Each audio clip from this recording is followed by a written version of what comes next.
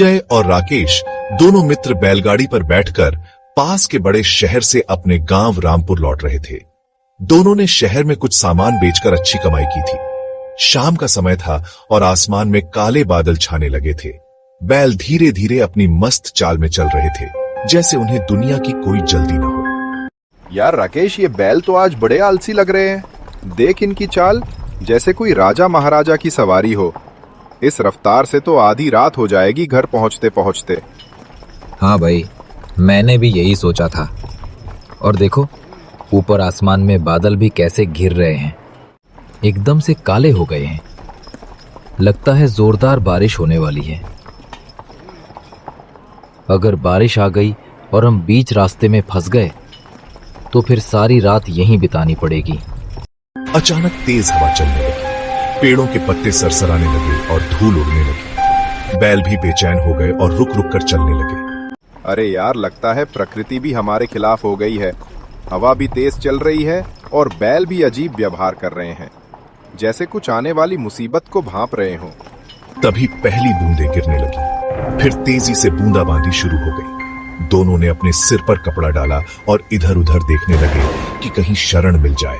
अरे देख विजय, उधर दूर में कुछ रोशनी दिखाई दे रही है। शायद कोई गांव या ढाबा हो। चलो उधर ही चलते हैं, कम से कम सिर छुपाने की जगह तो मिल जाएगी। वे बैलगाड़ी को उस रोशनी की दिशा में मोड़ने लगे। रास्ता कच्चा था और बारिश की वजह से कीचड़ भी हो गया था। बैल मुश्किल से चल रहे थे। यार, ये रास्ता तो बड़ा अजीब है। ऐसा लग रहा है जैसे बरसों से किसी ने इस्तेमाल ही नहीं किया हो। घास फूस और झाड़ियां इतनी बड़ी हुई हैं। हाँ, लेकिन अब तो जाना ही पड़ेगा। वापस भी तो नहीं जा सकते इस बारिश में। आधे घंटे बाद वे एक छोटे से गांव के सामने पहुंचे। गांव छोटा था लेकिन साफ सुथरा दिख रहा था। कुछ घरों से मध्यम रोशनी आ रही थी और धुआं निकल रहा था। गांव में घुसते ही उन्हें एक बुजुर्ग व्यक्ति दिखाई दिया जो अपने घर के सामने बरामदे में बैठा था। उसके पास एक लालटेन जल रही थी। नमस्ते काका जी, हम बारिश से बचने के लिए यहाँ आए हैं। रास्ता भटक गए हैं और अब रात भी हो गई है। क्या यहाँ कहीं रुकने की जगह मिल सकती है? काका ने उन्हें देखा और धीरे धीरे मुस्कुराया। उनकी मुस्कान में अजीब सी गर्मजोशी थी। अरे हाँ बेटा, क्यों नहीं। मेहमान तो भगवान का रूप होते हैं। हमारे यहाँ कहावत है कि अतिथि देवो भवे। चलो मेरे घर चलो, तुम्हारे बैलों के लिए भी पीछे गौशाला में जगह है, वे भी आराम से रह सकेंगे। काका उठे और उन्हें अपने घर की तरफ ले चले। घर पुराना था लेकिन मजबूत और साफ सुथरा। दीवारें मिट्टी की थीं और छत खपरेल की। दीवारों पर तेल के दिए जल रहे थे जो पूरे घर में एक रहस्यमय माहौल बना रहे थे। काका जी, यहाँ बिजली नहीं है क्या? बेटा, हमारे गांव में अभी भी पुराने जमाने की व्यवस्था है। यहाँ बिजली कभी नहीं आई। हम अभी भी दिए, मिट्टी का तेल और लकड़ी से अपना काम चलाते हैं, जैसे हमारे पूर्वज चलाते थे। नई चीजों की हमें जरूरत नहीं। काका की बात सुनकर दोनों दोस्त थोड़ा आश्चर्य में पड़ गए। आजकल हर गांव में बिजली पहुंच गई थी, लेकिन यह गांव अभी भी अपने पुराने तरीकों से जी रहा था। घर के अंदर का माहौल भी अजीब था। फर्नीचर बहुत पुराना था, जैसे दशकों पुराना हो। दीवारों पर लगी तस्वीरें भी काफी पुरानी लग रही थी। तभी काका की पत्नी अंदर से आई। वे भी काफी बुजुर्ग थीं और पुराने जमाने के कपड़े पहने हुए थी। अरे, मेहमान आए हैं, बहुत अच्छा हुआ। बहुत दिनों बाद कोई इस तरफ आया है। मैं तुरंत खाना बना। अरे नहीं काकी, आप परेशान ना हो। हमें ज्यादा भूख भी नहीं है, बस थोड़ी जगह मिल जाए रुकने के लिए। नहीं बेटा, ये कैसे हो सकता है? मेहमान को भूखा कैसे रख सकते हैं? तुम बैठो, मैं जल्दी खाना बना कर लाती हूँ। काकी रसोई में चली गई। काका और दोनों दोस्त बैठकर बातें करने लगे। आपका बहुत बहुत धन्यवाद काका जी। सच में आप हमारे लिए देवदूत बनकर आए हैं। इस मुसीबत की घड़ी में आपकी दया हमें हिम्मत दे रही है। काका जी, इस गांव का नाम क्या है? हमने पहले कभी इस रास्ते से इस गांव को नहीं देखा था। काका ने थोड़ी देर रुककर जवाब दिया। ये गांव बहुत पुराना है बेटा। यहाँ हमारे पुरखों की कई पीढ़ियां रही हैं। नाम तो हमने कभी सोचा ही नहीं। यहाँ बहुत कम लोग आते जाते हैं। रास्ता भी थोड़ा छुपा हुआ है। हाँ, हमने भी देखा। रास्ता काफी वीरान था। लगता है कि यहाँ ज्यादा आवाजाही नहीं है। बिल्कुल ठीक कहा तुमने। हम यहाँ शांति से अपनी जिंदगी बिताते हैं, बाहर की दुनिया की हलचल से दूर। बस कभी कभार तुम जैसे मेहमान आ जाते हैं। थोड़ी देर बाद काकी खाना लेकर आई। खाना स्वादिष्ट था, लेकिन उसमें कुछ अजीब स्वाद था, जैसे कोई पुराना मसाला हो या फिर कुछ ऐसी चीज जो आजकल इस्तेमाल नहीं होती। काकी, ये खाना बहुत स्वादिष्ट है, लेकिन इसमें कुछ अलग सा स्वाद है। हाँ बेटा, हम पुराने तरीकों से खाना बनाते हैं। जंगली जड़ी बूटियों और पुराने मसालों का इस्तेमाल करते हैं। यह स्वास्थ्य के लिए बहुत अच्छा होता है। खाना खाने के बाद रात गहरी होने लगी। काका ने उन्हें एक कमरा दे दिया जो घर के पीछे की तरफ था। काका जी, आपका बहुत बहुत धन्यवाद।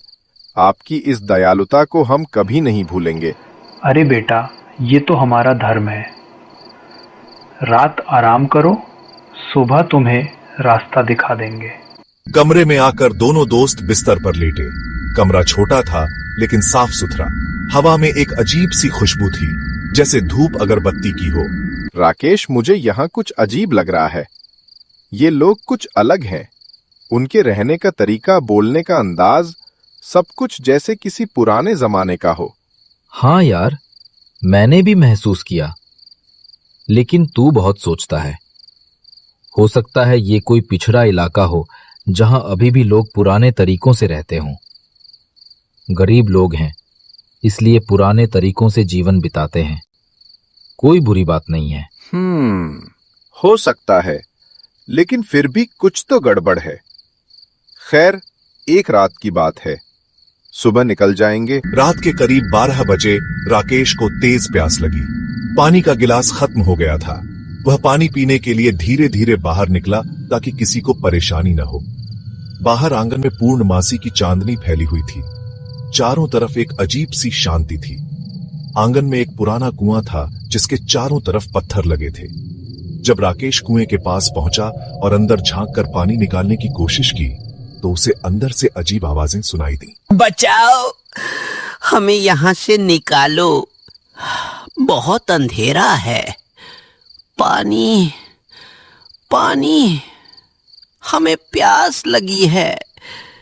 राकेश की सांस रुक गई। उसने फिर से ध्यान से सुना। आवाजें फिर आईं, लेकिन इस बार और साफ। कोई है?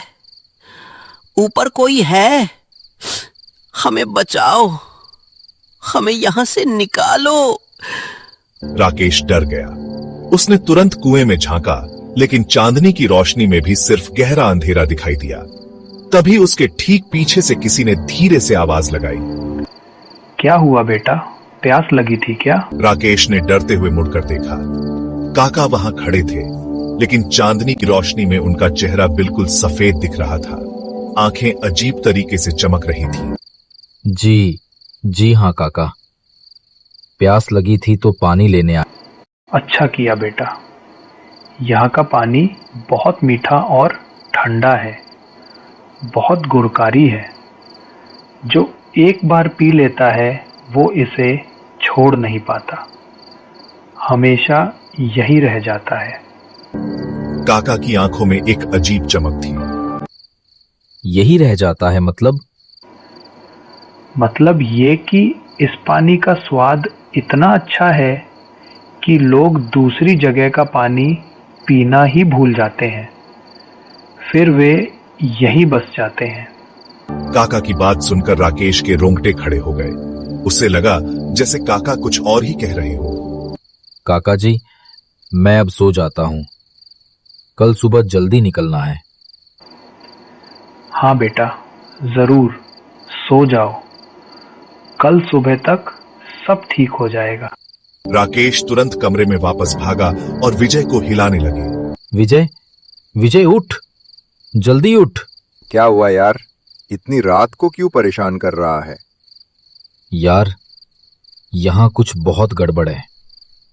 हमें यहां से तुरंत निकलना होगा। अरे क्या बात है, इतनी रात को कहां जाएंगे? राकेश ने जो कुछ देखा और सुना था वह सब विस्तार से बताया।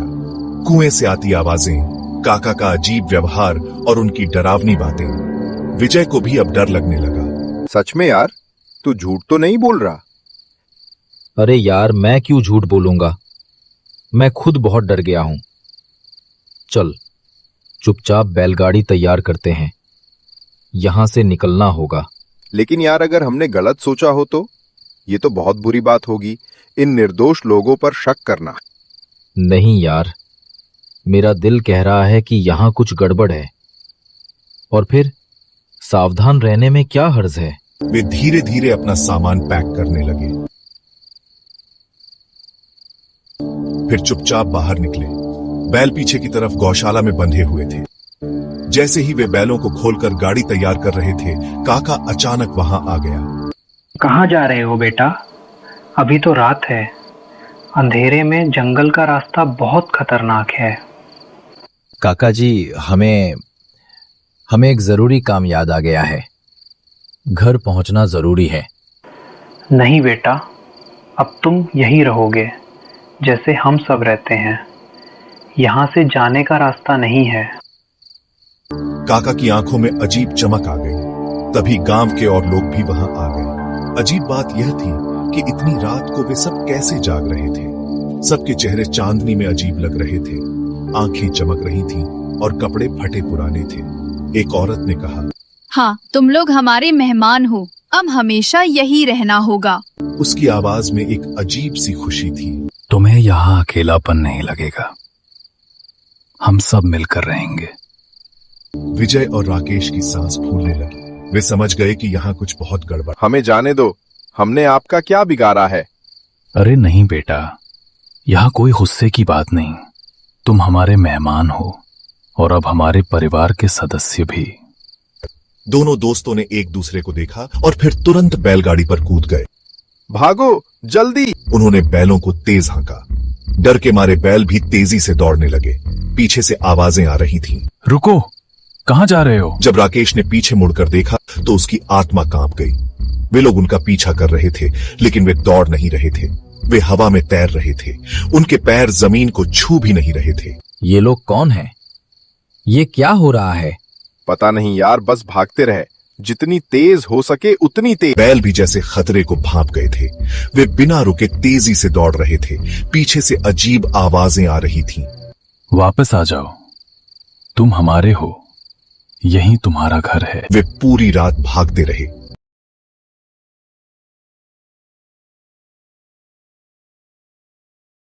सुबह होने तक वे काफी दूर निकल आए थे। सूरज निकलने पर उन्हें एक असली गांव दिखाई दिया, जहां लोग अपने रोजमर्रा के काम में लगे हुए थे। वे वहीं रुके और गांव वालों से रात वाले गांव के बारे में पूछने लगे। भैया साहब, यहाँ से उत्तर दिशा में कोई गांव है? रात हम वहां रुके थे। एक बुजुर्ग किसान ने उनकी तरफ देखा और चिंता से पूछा, बेटा, तुम कहाँ रुके थे? उत्तर दिशा में? जी हाँ, एक छोटा सा गांव था। वहां के लोग बहुत अच्छे थे, हमें खाना खिलाया, रुकने की जगह दी। बुजुर्ग का चेहरा पीला पड़ गया। हे भगवान, तुम लोग वहां रुके थे? ये तो बहुत बुरी बात है। क्यों, क्या बात है? बेटा, उधर तो 50 साल पहले एक गांव था, लेकिन वहां एक भयंकर भूकंप आया था। पूरा गांव एक रात में खत्म हो गया था। सारे लोग मर गए थे। अब वहां तो सिर्फ खंडहर हैं। विजय और राकेश एक दूसरे के मुंह की तरफ देखने लगे। उनकी सांस तेज हो गई। क्या मतलब? लेकिन हम तो कल रात वहां थे। वहां लोग रहते थे, बात करते थे, खाना बनाते थे। बेटा, ये कैसे हो सकता है? वहां तो कोई नहीं रहता। हाँ, गांव के बुजुर्ग लोग कहते हैं कि वहां भटकी हुई आत्माएं हैं। वे रात में राहगीरों को दिखाई देती हैं और उन्हें भ्रम में डाल देती हैं। अब दोनों दोस्तों को पूरी बात समझ आ गई कि रात उनके साथ क्या हुआ था। काका, अगर कोई वहां रात गुजार दे तो क्या होता है? बेटा, जो वहां रुक जाता है वो फिर कभी वापस नहीं आता। कहते हैं वो भी उन्हीं आत्माओं का हिस्सा बन जाता है। तुम लोग बहुत किस्मत वाले हो कि वहां से निकल आए। दोनों दोस्त डर से कांपने लगे। उन्हें एहसास हुआ कि वे मौत के कितने करीब से बचकर। राकेश, यार अच्छा हुआ कि तूने रात में वो आवाजें सुनी और मुझे जगाया, वरना। हाँ यार, अब समझ आया कि काका क्यों कह रहा था कि जो यहाँ का पानी पीता है वो हमेशा यही रह जाता है। अगर हमने वो पानी पी लिया होता तो। वे तुरंत वहां से अपने गांव की तरफ निकल पड़े। रास्ते भर वे इस बात को सोचते रहे कि कैसे वे मौत के जाल से बच निकले थे। अपने गांव पहुंचकर उन्होंने यह पूरी घटना सभी लोगों को बताई। गांव के बुजुर्गों ने बताया कि वो जगह सचमुच शापित है और पहले भी कई लोग वहां जाकर गायब